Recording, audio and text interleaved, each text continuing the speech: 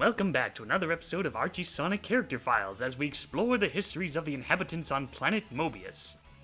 In this episode, we take a look at the history of the ruler of the Special Zone, known as Feist. You know, there seems to be a pattern going on right now. First I talked about stuff related to the Ancient Onyx, the Chaos Emeralds, and Super Emeralds in Tikal and Chaos' episode. Then I got to talk about the Ancient Onyx again in Lupe's episode. So I guess I might as well come full circle, since this character plays an important role when it comes to the Chaos Emeralds. And maybe this time I'll actually get his name right. Feist would make his first appearance in issue 43. Good news is, Sonic, Sally, and the gang were successful in rescuing King Max, who was trapped in the Zone of Silence after Robotnik's takeover. Bad news is, the King is almost completely encased in crystal, and has been unresponsive for a while. Dr. Quag decides to use a device that will allow someone to enter his dreams in a place he calls the Dream Zone. Sonic takes on the task and finds himself in a recreated memory from Max's time in the Zone of Silence. He's attacked by a pissed-off warlord Kodos, as well as a giant godlike creature calling himself Feist. Kodos tries to attack the giant, but is quickly defeated by his powers. Sonic tries to tell Max that he's reliving a memory in his dreams, and after some discussion, he understands what Sonic is telling him, and Feist disappears. We also find out that, had this memory continued on, the encounter with Feist would explain why King Max lost his memory for a while, back when Sonic and the others made their first failed attempts at rescuing him. As the series continued on, Feist became nothing more than a faded memory, but eventually the character would make his big comeback years later in issue 170. During this time, Robotnik's son, Adam, used a device to gather up every Chaos Emerald on Mobius and beyond. With the combined efforts of Super Shadow and Turbo Tails, they sent all the Chaos Emeralds into the Zone of Silence, so that Adam could no longer use their power. Unbeknownst to them, this only gave Feist some new tools to work with to help reshape the Zone of Silence to his own liking, now renaming it the Special Zone.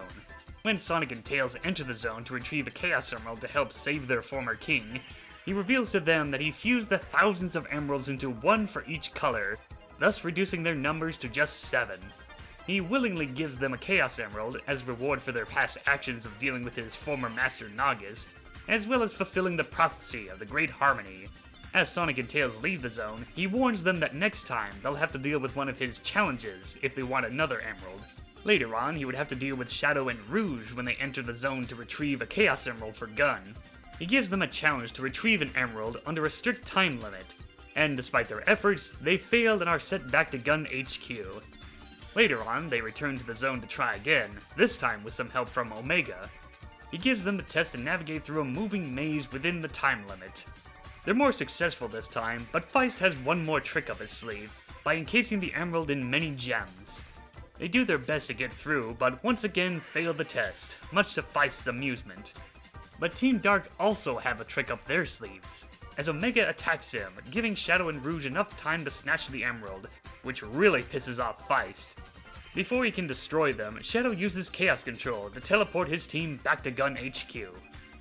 The next time Sonic would have to deal with this godlike being would be in the 2-part story In Service to the King.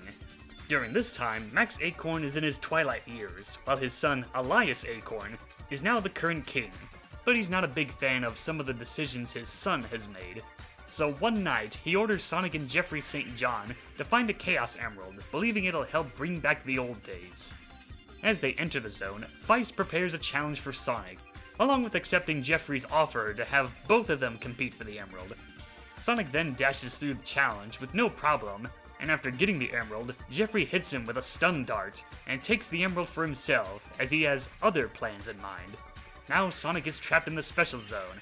After Feist grows bored of seeing Sonic endlessly falling in the void, he gives him another challenge. Reach the portal and he will return home. As you would expect, Sonic is successful, with Feist declaring that he is his favorite. The next time Feist would have some new challengers show up would be in issue 223, in the story Special Zone House Call. In this story, Robotnik creates a portal to the Special Zone so that he and Snively can retrieve a Chaos Emerald to fully activate the Death Egg Mark II. Feist gives them a challenge where they must compete by racing to the end to retrieve the emerald. So the Doctor and Lackey race each other for their own personal reasons. By the end, Robotnik is the winner. Feist then declares that he can only take back either the emerald or Snively, and knowing Robotnik, he chooses the emerald and exits the zone. As Feist ponders on what to do with his new toy, Robotnik activates the teleporter device on Snively's Eggmobile to return home, much to the anger of Feist. And that was the end for this character, at least in the present time. His real final appearance would be in a flashback story from issue 223, showing that this wasn't the first time that he's encountered Dr. Robotnik. And that's the history of Feist, the host of challenges. Now, Archie Sonic is no stranger to having characters with mystical powers and all that jazz, but for some reason, Feist always stuck out to me. He didn't really do much outside of being intimidating in his debut, and even when Flynn gave this character new life, his backstory still remains shrouded in mystery, which kinda adds some charm to the character. Was he created within the Zone of Silence? Was he some random guy that was dumped there who later obtained godlike powers? Or is he some other type of creature who just so happens to take on the form of an anthropomorphic animal? Nobody knows. Even the complete Sonic comic encyclopedia doesn't really explain it. I guess the closest thing we have to a backstory was in issue 66, where Naugus claims that Feist was banished to the zone shortly after he was banished as well. The creature then later served Naugus until the old wizard was able to escape, and nowadays Feist declares himself as the ruler of the zone. Kinda strange that a character like Feist would obey Naugus, but then again, the wizard did create the Zone of Silence, so his dimension, his rules, I guess. And then there's the design, where back then it wasn't clear on what he was supposed to be.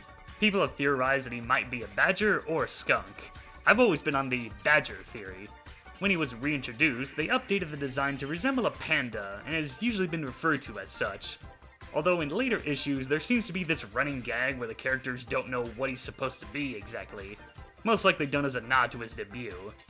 I do dig the panda look, especially in his final appearances, where they add texture to his black fur. That makes me think of stars in the night sky.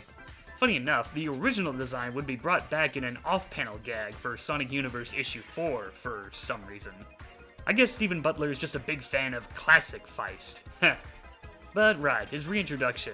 He's definitely one of those examples of how Ian Flynn used to have this talent of taking a very obscure Sonic character from the past and do more with them in the present. Something that you really don't see in his work for the IDW Sonic comics. I do like his take on Feist, where despite his phenomenal cosmic powers, he's essentially just a bratty kid in a playground who gets his jollies from tormenting anyone who enters his domain by making them obey his rules. Like how Shadow tries to use Chaos Control to get the challenge over with, but he's unable to do so because Feist won't allow it. In fact, according to Ian Flynn from his old defunct Bumble King forms, when the original Freedom Fighters were dumped into the zone, Feist would later use them as raw material to create the Special Zone. So in other words, he killed them all. Yeah, there's definitely a darker side of this character that we never got a chance to see in the actual comics.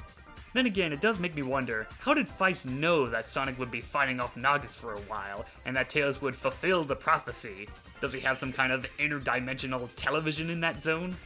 Anyway, despite the fact that he didn't create the Chaos Emeralds, he was responsible in reducing their numbers, most likely done by Flynn as a way to make them more game accurate, much like the zone he resides in. What was once a wasteland that was basically Archie Sonic's version of The Void from Sonic SatAM, later became a trippy dimension for challenges based on the special stages from Sonic games. And the nice thing about Archie's take is that, unlike Sega, who tend to have a habit of recycling the half-pipe designs, the comics have variety with what they're referencing. We get challenges based on Sonic 1 and 2, elements from Sonic 3, a challenge based on the Genesis version of Sonic 3D Blast, and then there's the race between Robotnik and Snively, where I guess the design is supposed to resemble Knuckles Chaotix? Well, anyway, I still find Feist amusing, and a very interesting idea of utilizing the special stages in a more narrative sense. It would have been cool to see other characters try to survive his challenges. Well, that takes care of this character file, so until then, I got a juice!